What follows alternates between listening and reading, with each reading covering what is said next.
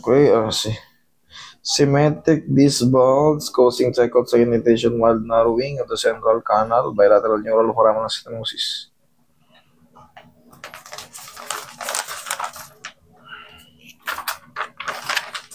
Ito na ang final.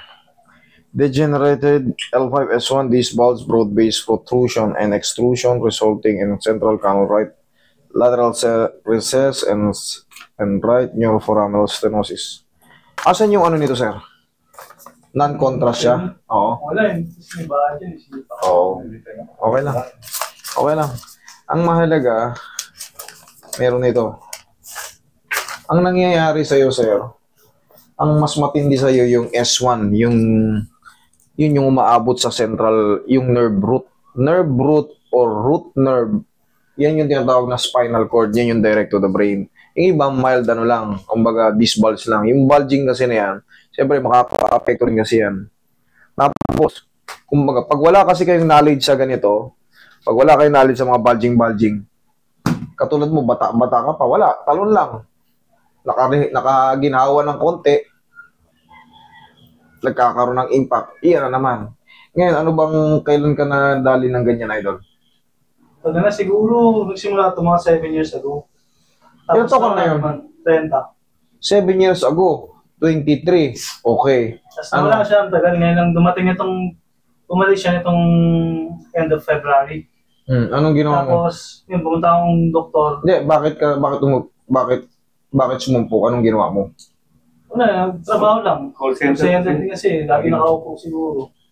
Pero wala namang history na nabago ko, ano man. Wala namang ganun. Prolonged sitting, ang ano. Ngayon, ano yung nararamdaman mo ngayon? Hanggang buong pa ako dito. Sobrang sakit talaga. Nung nakaraan, kasi naramdaman ko to nung Fred. Tapos pumunta ang doktor, naresetahan ako ng pain reliever. Umaway naman. Tapos nung umaway siya, hindi na ulit ako bumalik ng doktor. Yun, bumalik ulit ito, nung June 1st. Tapos yun, yung simula nun, sobrang sakit talaga, parang madedeform na yung ano eh. Yung feeling ko na parang paganyan yung katawan ko eh. Bumabaluktot ka na? Oo, bumabaluktot na. Ay, hindi mo naman straight na sakit. Maglakad ka, parang nakadanon, tapos nakayuko na. Pero ngayon, yung exactong nararamdaman mo ngayon? Eh, masakit pa rin talaga siya, pero hindi naman na ganun kalala nung katulad nung biglang sumumpong ulit. Masakit pa rin? Sige. Wala kang mga opera before? Wala. Okay. 7 years. Kaya ngayon nga sasabi ko, wala kayong knowledge about sa mga disc bulging, wala kayong knowledge sa mga ano, kailangan magkaroon kayo ng ano, what is disc bulging? Tapos, what is central nerve root compression? Kumbaga, yung nakalagay sa ano, ito, para magkaroon kayo ng knowledge.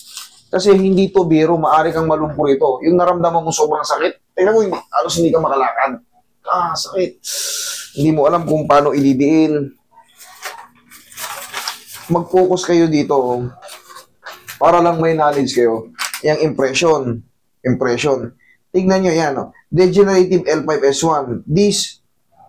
L5S1 disc with bulging broad-based protrusion. What is protrusion and what is extrusion and extrusion? Yan. Kumbaga, yung lumalabas sa impression, para may personal knowledge kayo. Ano ba yun?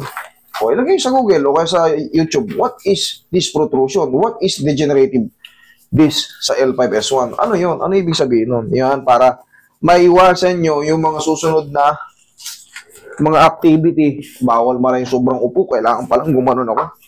Bawal pa rin sobrang tayo. So, yun. Ma-avoid nyo yung subang kirot na tumama sa inyo. Okay? And healthy tips natin. Kasi katulad niyan, call center ka, ibig sabihin, may knowledge ka. Kasi hindi naman lahat ng tao pupunta dito ay nakapagtapos. Yung iba talagang, siyempre, intindihan lang. Kasi kahit anong explain ko, hindi nila kayang arukin.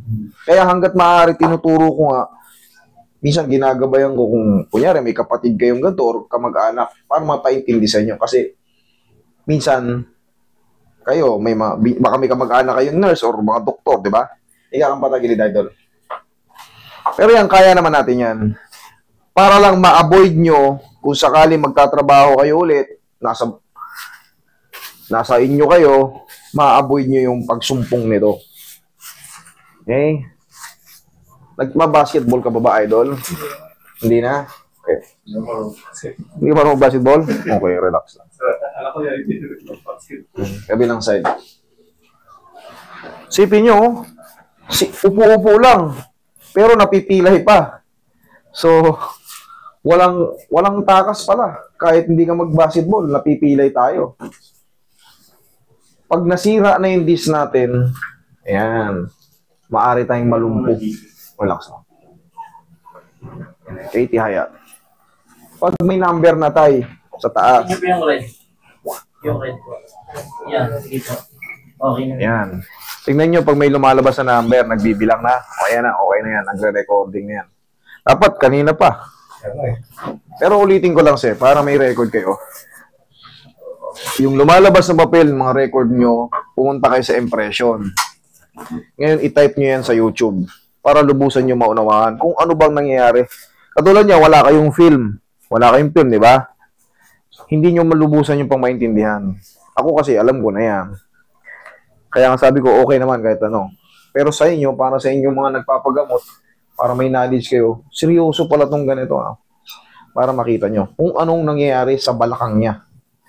Ano yung mga discompression na yan? Ano yung degenerative na yan?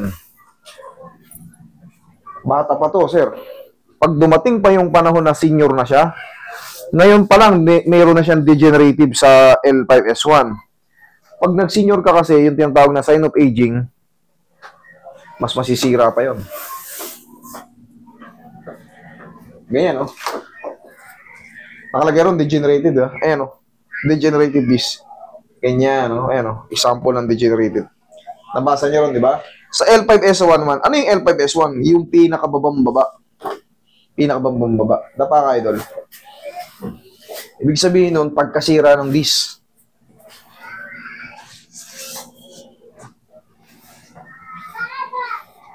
O yung set kulit eh. Ah, ikaw ba yung set kulit? Okay. Pero ngayon, alam, may lubang mortesa na. Ito, ano ko to si sir eh. Palagi ko to nakikita sa ano eh. Sa comment section. Ngayon, may lubang mortesa na eh. Kasi marami yung kabas na nagtatanong kung sino visit. Hindi, yung mga ganyang age. Kasi hahanapin kayo sa yung mga classmate natin before, maaaring mag-set yan sila ng mga gathering. Baka may nakakamiss sa'yo yung mga classmate mo nung high school or college. Oo, yan. Kaya, yung mga pangalan nyo na hindi maintindihan, sino ba to? Tapos nakalock pa kayo. Minsan may naglalak ng profile eh. Oh, yan. Eh, siyempre, ano naman natin yun eh. Choice natin yun, kumbaga ano natin yan eh.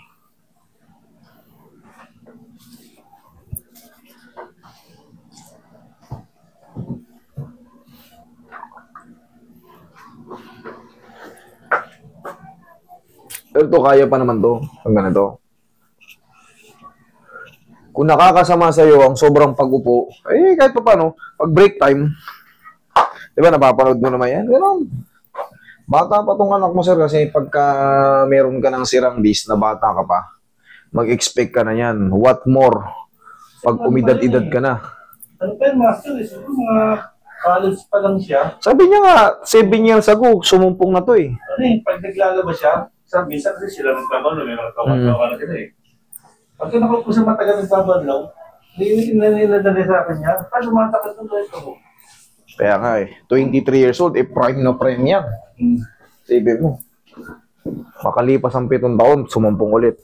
Kasi yung sirang disc po, tandaan nyo, yung sirang disc, ito yung disc, pag napirat siya, hindi na yan nagre-regenerate kahit anong substance ang i-take nyo, kahit anong iturok nyo dyan, hindi na yan bumabalik sa dating height niya dati.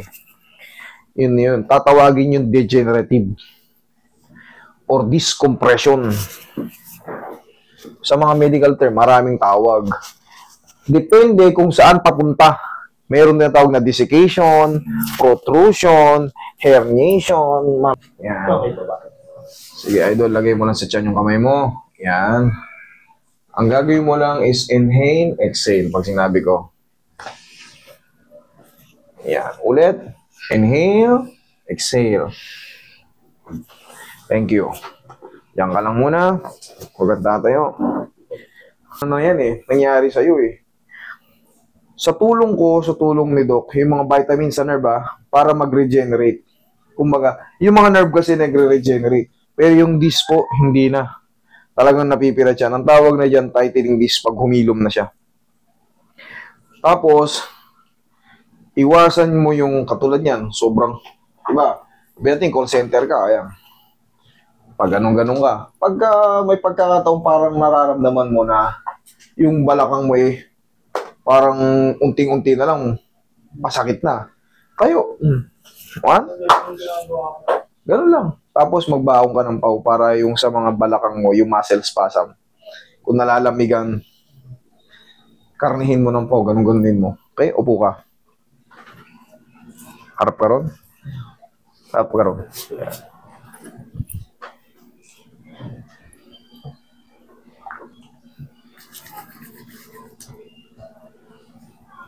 Wala ka pa sa 30 ka pa lang. Mahaba-haba pa yung babagtasin mo. Masakit na balakang mo. Tayo ka, idol. Ayan, pag break time, ganito. Parang tutuhurin mo yung noo mo. Ikaw. Yan, kabilang head. Huwag pa ganun. Upo ka. Pakikita ko sa'yo. Huwag yung parang patantay. Parang i-squeeze mo. Narinig mo may tumunog? Oo. Ikaw nga ulit. Yan, kabilang side. Yan, okay po. Tapos, pag nakaupo ka sa kahit ganun din mo rin ng pau, kahit rambul-rambulin mo lang. Hindi na kailangan yung i-guide mo pa, ganyan-ganyan. Hindi na, rambul-rambulin mo lang. Sa mga hindi marunong. Pero siyempre, pag marunong, hanggat maaari, may pattern yan. Sa inyo naman mga hindi marunong, pwede na kayo ganyan-ganyan nyo lang para safe. O, tayo. Lakad ka. Anong mas maganda? Yung ngayon o yung kanina? Hindi ko masabi. Ano pakaramdam mo? Mas masarap ngayon. O yan. Yan pa lang naman ina-upload natin dyan Kasi pampakalma ng mga muscle spasm yan. Tapos, syempre, yung alignment doon, pag mali ang alignment sa inyo, pag naglagatukan yung mga balakang nyo, tatabingin kayo dyan. Kunyari, nagbuhat kayo, may lumagutok. Sigurado. Pero pag tama yan, pero syempre, yung pakiramdam ni sir, kaya sabi niya, hindi ko pa masabi, master. Yung disc nga na nasira, sugat yan. Meron dyan kutik-kutik na vein. Pero yun nga, siyempre, 3 to 4 days, mas gaganda pa yung pakiramdam nyo pag napapahinga na yan. Tapos yan ay, shoot yung yung adjustment niya. Kasi pag mali nga yung adjustment yan, automatic, maaaring tumagilid kang pumatayo. Pag wala sa timing yung mo. Pag wala sa timing yung alignment ng balakang mo. Okay, tapos iwasan nyo muna yung malalakas na impact. Kung nagmumotor ka, kung makikita mong lubak-lubak yung daanan, hanggat maaari, dahan-dahan. Kasi sa pagmumotor, pag nasaldak yung gulong mo, sa balakang inda niyan. Nararamdaman mo ba yun? Nagmumotor ka ba minsan? Okay, pag alam mo, pwede naman magmotor. Basta tatandaan nyo, pag lubak-lubak, may humps, ikalma nyo. Kasi balakang nyo. Okay? Sige, thank you.